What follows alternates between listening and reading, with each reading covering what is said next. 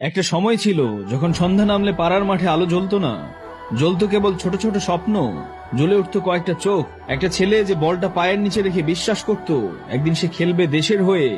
সে জানতো না কিভাবে ইউরোপে খেলা যায়, জানতো না ওয়ার্ল্ড কাপ মানে কি, জানতো শুধু দেশের পতাকাটা যখন ওড়ে তার গা শিরশির করে। সে জানতো বাংলাদেশ লেখা একটা জার্সি বিশ্বের সেরা সম্মান হতে পারে। বছর পেরোলো, স্বপ্নগুলো ঝরে পড়লো একে একে। বাংলাদেশের ফুটবল হারিয়ে গেল মিডিয়ার পেছনে, ক্রিকেটের সাফল্যের ছায়া আর কিছু পেছনে ফেলে যাওয়া প্রতিশ্রুতিতে। গ্যালারির সিট খালি হয়ে গেল, মাঠে খেলোয়াড় ছিল কিন্তু ছিল না আত্মা। এর মধ্যেই কিছু মানুষ হাল ছাড়েনি। ডেনমার্কের একজন ছেলে নাম জামাল ভুইয়া সব পেয়েও ফিরে এসেছিলেন এই মাটির টানে। গর্ব করে বলেছিলেন, আমি বাংলাদেশী।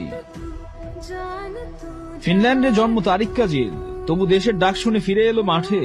যে মাঠ একসময় ফাঁকা ছিল এখন তার চিৎকারে কাঁপে। ওদিকে ইংল্যান্ডের প্রিমিয়ার লিগে সেই হামজা চৌধুরী, যে চোখে চোখ রেখে বলছে আমার শিকড় বাংলাদেশ, যে ফিরে এসেছে লড়াই করার জন্য, যে ফিরে এসেছে ইতিহাস লেখার জন্য। ধারাভাষ্যকার বলছে, and here comes Hamza Chowdhury.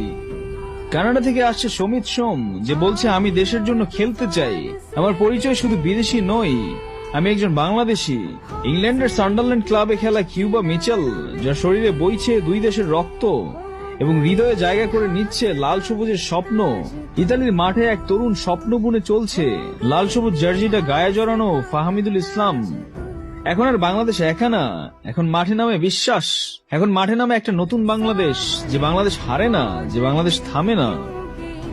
আমরা শুধু খেলবো না, আমরা জিতবো মাঠে, মনের ভেতর আর বিশ্বাসে।